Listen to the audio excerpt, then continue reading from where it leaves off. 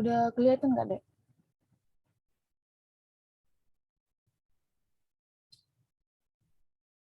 Udah nggak? Oke. Kita masuk ke format pengkajian keperawatan. Ini untuk nama pasien, nama klien, inisial, nama mahasiswa, nama klien itu kan nggak boleh tulis nama dia ya, tapi kayak Tuan C, Tuan B gitu. Oke. Ruang kamarnya tinggal lihat aja di rekam mediknya, nomor rekam medisnya juga, tanggal masuk RS. Ini bisa kita bisa, maksudnya bisa di tanggal yang sama itu bisa juga kita melakukan pengkajian pada saat dia masuk ke rumah sakit gitu, sama tanggal pengkajian. Diagnosa mediknya ini apa yang ditulis oleh dokter. Auto Autonamnesa. Ada masih ingat nggak itu dari mana?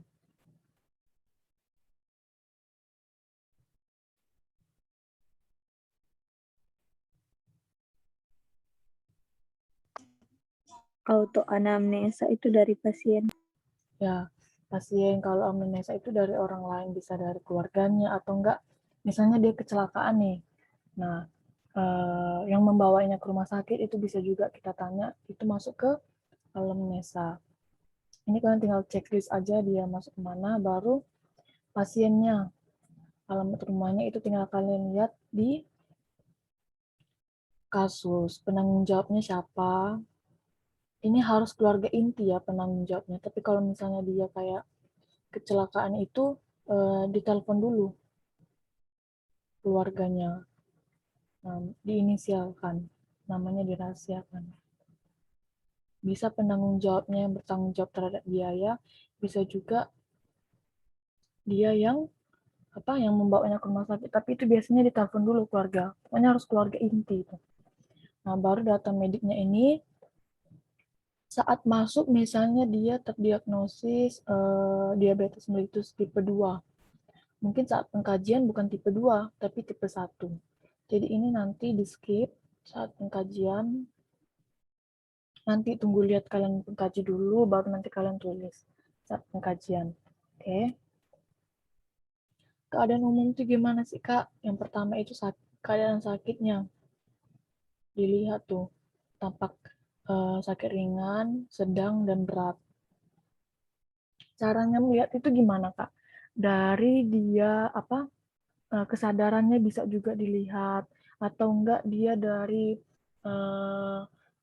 misalnya dia pakai nasal kanul atau enggak pakai, pokoknya penghubung oksigen lah. Itu kalian bisa menilai ringan, sedang, dan beratnya. Tapi biasanya ini dari kompos mentisnya ya, dari GCS-nya. Baru penilaian ini dilengkapi dengan data objektif. Nah, misalnya dia kenapa sakitnya ringan itu, atau kenapa dia sakitnya berat, karena dia menggunakan O2, menggunakan NGT juga. Terus dia tampak sesak. Terus dia eh, tertidur kayak itu kan. Nah, itu masuk ke berat penilaiannya. Kenapa dia dikelompokkan ke berat, sedang, dan ringan. Sudah masuk ke keadaan sakitnya, TTV-nya. Ini GCS kita udah belajar ya kemarin. Nah, cukup kalian tulis misalnya GCS-nya 15. Kesimpulannya kompos mentis. Udah gitu aja cukup. 15 itu dari mana? E-nya berapa, V-nya berapa, M-nya berapa. Baru dijumlahkan 15, kesimpulannya kompos mentis. GCS cukup sampai segitu aja itu kesadarannya. Jadi nggak usah kalian jelaskan kompos mentis itu apa, gimana gimana responnya gitu, apa kata-kata, nggak usah. Udah tahu kok kita kompos mentis itu sadar penuh dan respon terhadap perintah. Selanjutnya udah ngecek kesadarannya, tekanan darah. Tekanan darahnya ini kalian untuk mencari MAP. MAP itu apa sih, Kak? Tekanan arteri rata-rata gitu. Jadi kalau misalnya dia MAP-nya itu normalnya kan 70 mmHg. Kalau misalnya dia kurang dari 70 itu berarti tekanan arterinya di bawah rata-rata gitu. Kesimpulannya berarti fungsi ginjal yang tidak memadai. Karena kan ginjal membentuk membutuhkan minimal 70 mmHg untuk mencapai fungsi ginjal yang memadai. Kesimpulannya berarti tekanan arteri tidak rata-rata atau fungsi ginjal yang tidak memadai. Selanjutnya menghitung nadi. Terus kalau udah menghitung nadi kan, 1+ misalnya atau 2+. Nah, 2+ itu kalian buat frekuensinya berapa, iramanya apa, kekuatannya berapa. Kekuatannya 2+ kan. Itu kan cukup bilang begitu aja. Baru mengukur suhunya kalian buat kan normalnya itu 35,5 sampai 36 kan. 36,5 gitu. Nah, kalau misalnya dia di bawah itu buat hipotermi. Kalau misalnya dia di atas buat hipertermi. Udah cukup gitu aja. Baru menghitung pernapasan. Frekuensi pernapasan dihitung selama 1 menit penuh. Nah, kalau misalnya dia di bawah itu buatlah tachypnea. Kalau misalnya di atas itu buatlah tachypnea. Kesimpulannya, pengukuran IMT ini memakai rumus. Kalau misalnya yang usia 12 tahun, di bawah 12 tahun itu nggak pakai indeks massa tubuh ya, karena dia kan masih anak-anak kan. Nah, baru buatlah IMT-nya terus kelompokin. Dia masuk ke grade mana? Kesimpulannya. Kesimpulannya dia misalnya obesitas grade 1. Kalau misalnya dia nggak ada hamil, nggak ada tumor, nggak ada asites, nggak ada edema, itu nggak usah. Oke?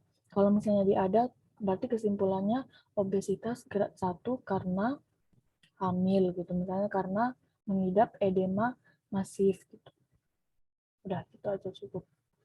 Untuk genogram, kakak udah jelaskan ya cara membuat genogram. Masih ada yang lupa tanda panah. Kalau misalnya ke pasiennya itu kan kasih tanda panah.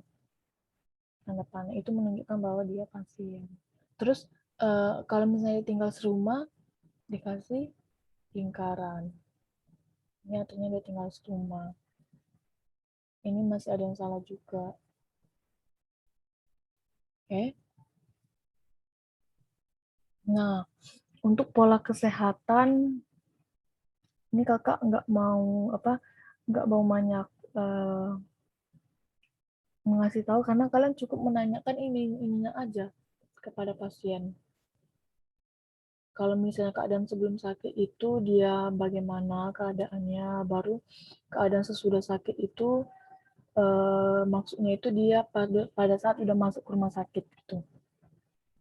Responnya gimana, baru riwayat keluarganya. Nah, kakak mau ngasih tahu di bagian, mungkin kan udah tahu juga ya bagian ini.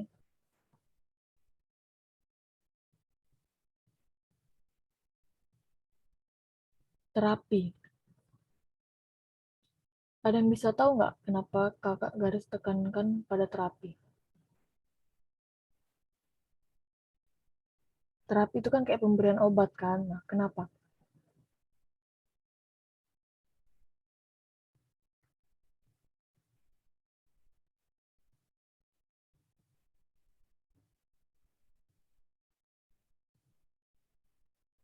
Kenapa kakak tekankan? Itu karena beda obat, beda juga polanya gitu yang disembuhkan.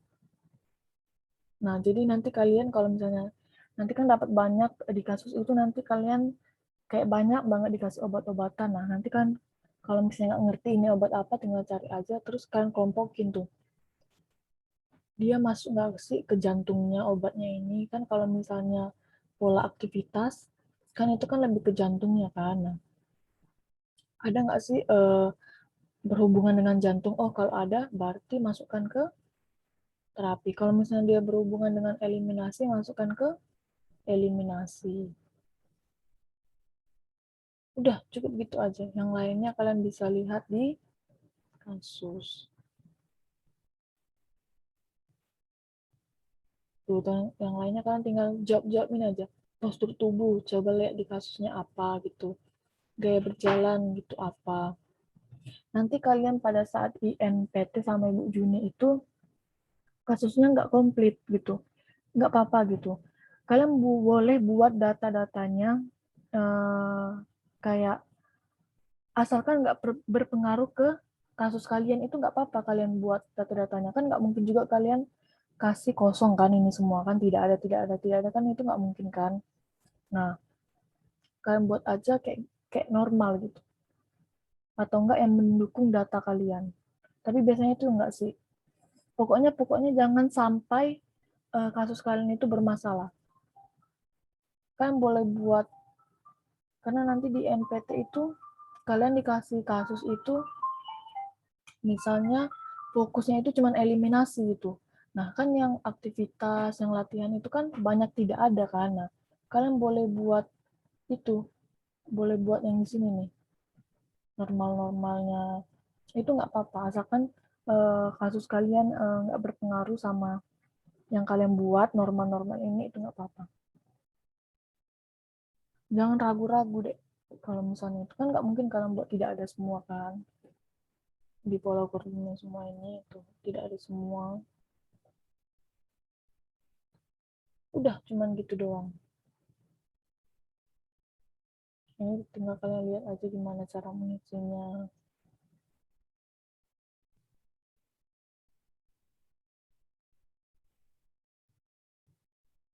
Kakak mau bilang nanti kalian kan tag buat video apa? Spiritual ya? Ya nggak? Kalian udah buat video. Iya, Kak. Nah, kan itu kan tentang sistem nilai kepercayaan kan. Nah, kalian jangan pernah menanyakan ibu beragama apa. Itu salah ya, Dek. Itu. Nanti dia kayak rasis banget sih ini perawat gitu. Jadi jangan ibu beragama apa bu kalau boleh tahu gitu. Itu nggak boleh ya. Kalian bisa mengobservasinya itu dari misalnya daerah sekitarnya. Apakah dia memakai kalung salib? Apakah kalau misalnya dia muslim kan pakai jilbab gitu kan? Apakah ada mukena misalnya? Terus kalau misalnya yang konghucu gitu kan kayak ada kayak apa ya kalau mereka itu ya, pokoknya tahu lah gitu kan dari mata-matanya sipit gitu kan. Nah, pokoknya kan jangan tanya bu ibu beragama apa ya, nanti saya bantu doa gini-gini, itu nggak boleh ya. Nah, apakah ada alat untuk berdoa gitu, kalian lihat dulu sekitarnya, kalau memang misalnya pasiennya itu nggak ada sama sekali tanda-tanda dia muslim atau Kristen atau apa-apa, baru nanti kalian minta gitu. Dan nanyanya jangan bu ibu beragama apa ya, yang gitu ya. Oke, okay? Jangan gitu pokoknya. Kalian bangun dulu relasi sama dia, tanya sukunya gini gini gini gini, jangan langsung nanya agamanya. Oh, saya lihat di ibu memakai kalung salib, kebetulan saya beragama Kristen, ibu mau nggak berdoa bersama-sama dengan saya gitu, saya bantu pimpin doa gitu. Oke, okay? Untuk nilai kepercayaan kalau misalnya kalian buat video nanti,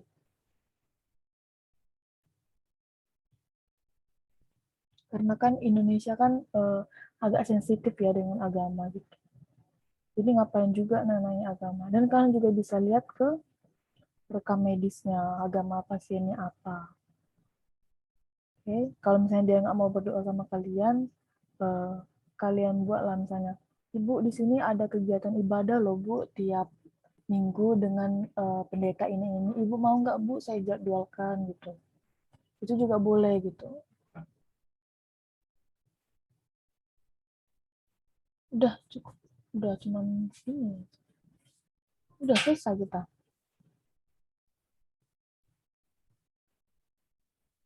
Ada yang mau ditanyakan nggak dek? Sebelum kakak stop share screen.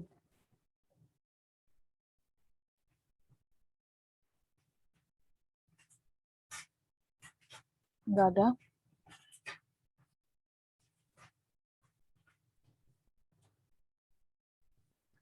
Kayaknya nggak ada ya.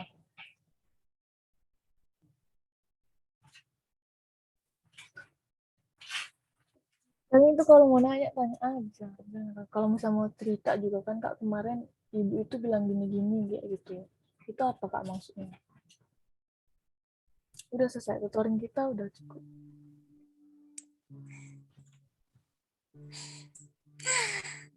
Kan Kak, waktu itu kan Ibu Juni bilang gini, kalau seandainya gitu kan, kita ngelihat kayak ada kitab suci dari klien kita gitu kan di dekatnya. Terus kita tuh nanya katanya gitu kan sama kliennya, apa ibu mau saya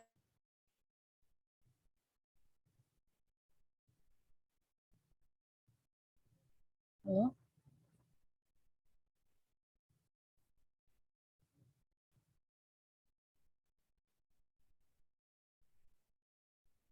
kitab sucinya itu kita ngapain kak?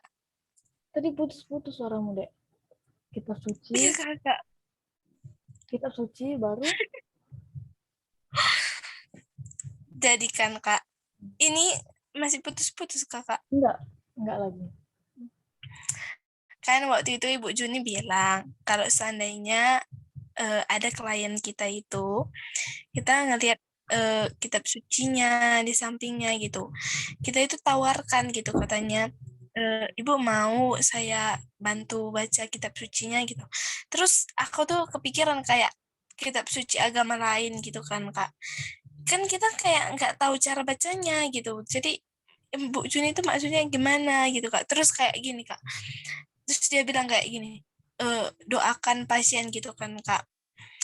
Kalau seandainya yang beda agama sama kita, kan pasti dia kayak nggak mau lah kita doakan dengan kayak seumpama muslim nggak pasti dia nggak mau kita doakan kalau dengan ajaran agama kita. Oke, yang pertama dulu kakak jawab ya. Gimana kita baca kitab suci yang lain? Itu mungkin maksud Ibu Juni kalau misalnya Alkitab aja. Kalau Al-Quran kan nggak mungkin kita baca kan. Nah, itu kayak eh, kita mungkin kita bisa bawa teman kita yang muslim juga. Kalau misalnya memang nggak ada, cukup kita doakan aja deh. Jangan baca kitab sucinya. Kan kita nggak ngerti bahasa Arab kan. Cukup kita doakan aja. Nah, cara kita memintanya itu jangan kayak langsung bu ayo bu berdoa gitu, jangan ya. Kalian kayak pendekatan dulu, walaupun dia beragama muslim, siapa tahu dia mau dipimpin doa gitu. Atau enggak kalian bilangnya gini aja, bu ayo bu kita berdoa dalam hati masing-masing gitu, saya mendoakan ibu dengan secara Kristiani, ibu juga berdoa gitu, itu juga boleh gitu. Jadi nggak harus yang seagama kalian apa berdoakan gitu, nggak harus ya, cukup dalam hati. Baru nanti kalau misalnya pasiennya terhanyut gitu dalam doanya, jangan kalian hentikan dulu gitu. Tapi kalau misalnya dia mau dipimpin atau berdoanya itu dengan berbicara, itu juga boleh ya. Tapi kan mereka kan muslim kan, tapi cukup dalam dalam hati aja bu, kayak gini-gini gitu. Saya mendoakan ibu, ibu juga berdoa gitu, kayak gitu deh. Oke, ada yang lain nggak? Karena kan minggu ini kan klinik kan, lewat Zoom.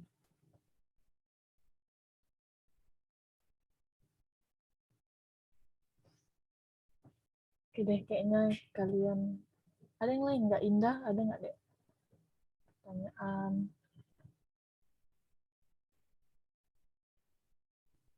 Atau nggak sharing-sharing 13 menit lagi sebelum kita selesai? Nggak ada. Pengalaman kakak.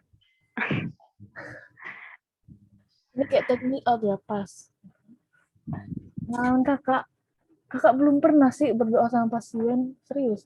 Bahkan kita tuh di rumah sakit tuh cukup melakukan tindakan itu aja, karena kan kita 6 jam tuh di rumah sakit, itu pun nggak 6 jam sih, cuma 5 jam lah kita di rumah sakit itu. Kita sibuk sibuk kayak memandikan, sibuk untuk apa, misalnya pasiennya mau check up gitu, atau pemeriksaan radiologi atau apa gitu yang kita ngantar. Nah, ada sih teman kakak, jadi kakak kayak ngelihat dia kan, kan kalau di Ersus itu pembatasnya cuma gorden kan, kalau di LV itu baru kayak ruangan-ruangan kan, jadi kita nggak tahu pasien lain itu nggak tahu. Kalau di Ersus, pada saat itu kakak di Ersus, kakak ngelihat teman kakak kayak dekat banget sama pasiennya kan, sama mereka sharing-sharing gini-gini, tapi mereka nggak sempat berdoa sih, cuman cuman sharing kayak pengalaman-pengalaman doang kan. Nah, eh, kakak ngelihatnya itu kayak pasien itu juga butuh loh, kayak spiritualnya itu kalian kaji serius. Walaupun kalian sesibuk walaupun kalian sesibuk apapun, misalnya pasiennya diam-diam aja gitu kan, kalian kayak cerita lah kan, kaji lah spiritualnya gimana, kayak gini-gini. Nanti kalau misalnya dia udah terbuka sama kalian, kalian ajak berdoa atau enggak kalian sharing-sharing kayak gitu misal. Caranya itu kalau misalnya kakak nggak sempet sih karena pasien kakak pada saat itu nggak sadar, pasien kakak. Jadi kakak mau nanya sama siapa? Dan nanti kalian refleks itu kan nanti per grup itu beda-beda jadwal klinik kan. Kakak refleks eh, side bed kakak atau teman kamar kakak itu dia dapat di Ersus juga gitu. Jadi kakak nanya sama dia nanti kalau ketemu ibu pasien ini coba lihat ya keadaannya gitu, udah bangun atau belum ya. Itu refleks dari kakak gitu. Jadi kakak berharap kalian juga mempunyai apa kepedulian kayak gitu. Kayak jangan cuma cukup merawat, selesai kerja ya udah gitu. Dan kayak gitu ya. Spiritual pasien itu juga perlu dikaji. Jadi yang jawab pengalaman paling berkesan sama pasien. Pengalaman paling berkesan itu kakak dikacangi. Jadi pasiennya kakak dikacangi kayak kakak ngomong ini juga nggak mau kan. Kakak ibu gini-gini kan karena dia udah mau apa transfusi darah kan jadi dia harus apa ke ruang gitulah pokoknya. Nah terus karena kan kita kan bagi-bagi pasien kan pada saat itu kan kakak bagi-bagi pasien dapatlah ibu-ibu gitu kan dan kalian boleh lihat itu pasien kayak gimana ya dia harmonis atau enggak itu dari meja dia dan meja pasien kakak itu enggak ada sama sekali barang nggak ada sama sekali bareng dan kakak tanya-tanya juga anaknya kemana kayak gitu apakah sama keluarga atau enggak ini gitu dia nggak mau jawab jadi semenjak itu kakak tuh kayak merasa kayak apa ya kayak nggak becus gitu kan masa cuman sama pasien aja kayak takut gitu kan karena dia bilangnya itu nggak ada kayak gitu nggak mau kayak gitu kan ibu mau mandi nggak bu kayak gini gini nggak mau gitu bayangkan kalian ditolak kayak gitu kan jadi kayak ngapain juga aku ke rumah sakit gitu kan kalau kita nggak ada ngelakuin tindakan gitu itu sih kakak yang paling berkesan pertama kali pasien kakak yang hari kedua itu yang kakak dapat pasien kakak yang dia nggak sadarkan diri itu kalian udah nggak sabar ya atau takut Takut, Kak. iya Kak, katanya itu kalau bedanya kalau pasiennya itu beda ya, Kak. Kakak yang di rumah sakit umumnya kan, Kak. apa deh yang beda Katanya kan, Kak, biasanya lebih baik itu yang di rumah sakit umumnya gitu, Kak. Hanya karena daripada oh kakak ngerti daripada LV kan pasiennya mm-mm, lebih ramah-ramah di Ersus itu ada mm-mm. juga sih yang bilang kayak gitu tapi tergantung kita dapat pasiennya gitu kan karena kalau LV itu kan mereka nggak peduli kayak gitu-gitu dan mereka terkadang kayak lebih cuek gitu kan karena mereka kayak lebih khusus lah gitu. Padahal di rumah sakit itu nggak ada yang khusus nggak ada yang ersus nggak ada yang apa pakai uh, kartu itu kan gitu memang sih banyak anak pun bilang kayak gitu kalau misalnya dia LV itu enak ersus itu enak karena pasiennya ramah-ramah gitu kan kita bisa ajak ngomong nah buktinya pasien kakak ersus lah itu tapi ya sih mungkin kakak aja apa yang kurang pendekatan juga sih mungkin kakak juga yang apa kurang bisa apa jalin komunikasi lah sama dia kan karena kakak orangnya itu kalau ngomong itu malas basa-basi kakak nggak suka gitu padahal perawat kan harus basa-basi dulu kan ibu kayak gini-gini nggak bu nah kakak itu nggak suka kayak gitu mungkin kakaknya sih tapi memang iya Divon itu pas selalu bilang gitu lebih enak pasien Ersus daripada LV pasti canggung banget Kak. Iya deh, canggung banget. Canggung banget. Jadi makanya kita kalau misalnya nggak bisa menghadapi pasiennya, apa? Ajak teman. Ajak teman. Jadi jangan kalian mau sendiri gitu. Kalau misalnya pasiennya nggak mau diajak kerja sama gitu. Oke, nanti kan saling bantu lah. Aku jadi takut kan kaca. Aduh. Oh ya kakak mau bilang sama kalian, kalau misalnya teman kalian nanya di grup, itu selalu dijawab ya dek. Apapun itu pertanyaan mereka ya. Karena kakak pengalaman maba itu pasti kalian kayak balas chat di grup itu yang teman dekat kalian aja. Ya nggak sih? Atau di sini nggak ada yang kayak gitu. Karena kakak maba kayak gitu. Karena kan GK kakak itu terbagi jadi dua. Grup Sumatera sama Kalimantan. Nah, jadi kayak ya Sumatera, Sumatera, Kalimantan, Kalimantan gitu. Jangan kayak gitu ya. Jangan mau jangan dikacangin teman-temannya. Oke, walaupun pertanyaan itu udah ditanyakan tapi bilang aja kayak kayak apa ya? Kayak lawakan aja gitu. Ini nih nggak nyimak grup kayak gitu. Jangan dikacangi teman-temannya, ya. Karena nggak enak dikacangi. Nggak pernah ditolak pasien, nggak pernah. Mahasiswa.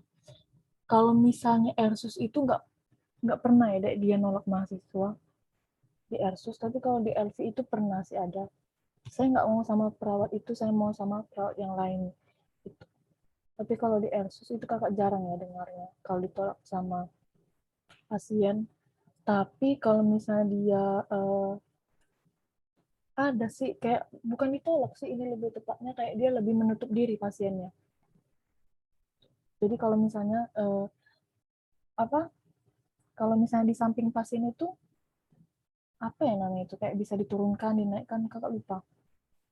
Nah itu kan sarannya dinaikkan kan demi keamanan pasien. Nah pasien itu nggak mau, dia tetap mau dibawa aja kayak gitu. Jadi setiap perawatnya naikkan, diturunkannya lagi gitu. Kayak nggak mau diajak bekerja sama. Tapi kalau ditolak itu kayaknya nggak, belum pernah. Kakak juga belum pernah. Wah aku sering dikacangi kak.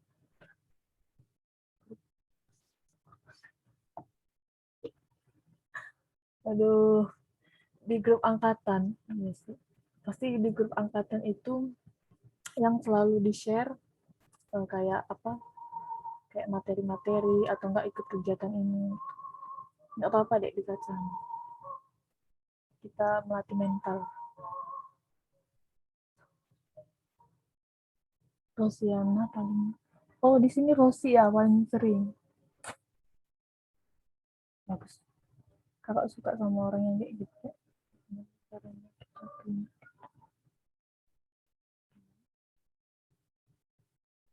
Caranya kita itu tergantung keberuntungan kalian. Kalian dapat di Ersus atau nggak dapat di LP.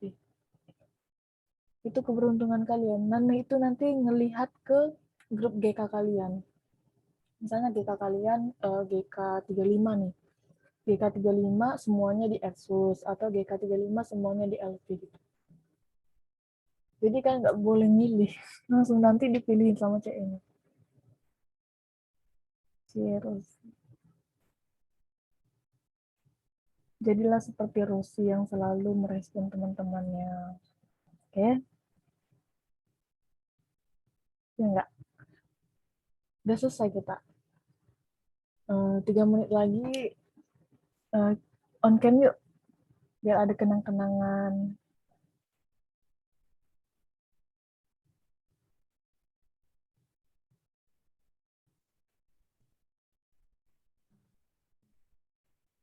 Dimas, Giberti, Redita, Riam, Pon, Alvina, Bira Manita.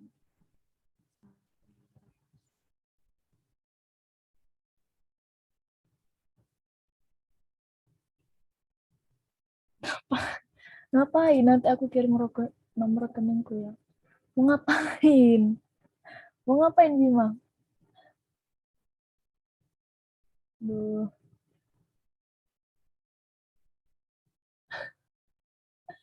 emang kan. Sari nggak mau deh on cam. Bima juga.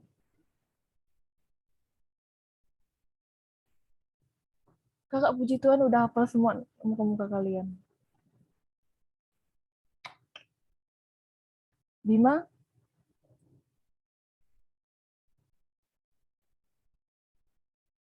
Bima?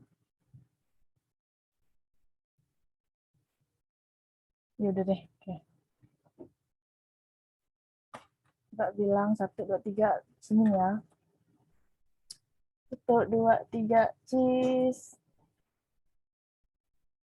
Oke, lagi. 1, 2, 3 kimchi. Oke, sip. Minggu depan jangan sampai nggak datang ya. Karena kita ada game. Oke? Oke? Oke. Sebelum kita lanjut aktivitas masing-masing, kakak mau minta Bima untuk pimpin kita dalam doa penutup. Nanti Sari jangan leave dulu ya, Teh.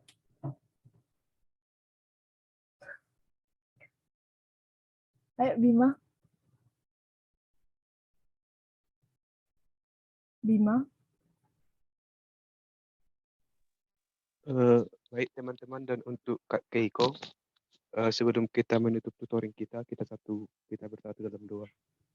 Ya Tuhan, terima kasih buat segala penyertaan kepada kami hingga pada saat ini Tuhan, hingga kami telah selesai melakukan tutoring kami dengan baik ya Tuhan. Ya Tuhan, segala aktivitas kami ke depannya kami serahkan ke dalam tangan-Mu. Banyak dosa yang kami perbuat ya Tuhan, baik melalui perkataan, perbuatan ataupun pemikiran yang kami sengaja ataupun tidak kami sengaja, kiranya Tuhan mengampuni itu agar tidak menjadi penghalang terhadap berkat-Mu kepada kami ya Tuhan. Di dalam nama Tuhan Yesus kami berdoa dan mengucap syukur kepada-Mu. Amin. Oke, thank you ya Bima. Thank you ya Dek. Terima kasih Kak. Ya, sama-sama. Terima kasih Kak. Terima kasih Kak. Makasih Kak. Oke. Makasih Kak.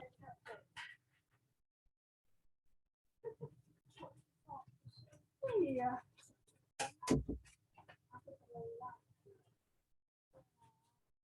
Ivon. Oke, nanti lagi. Kakak mau nanya, kamu makan dulu kan tadi?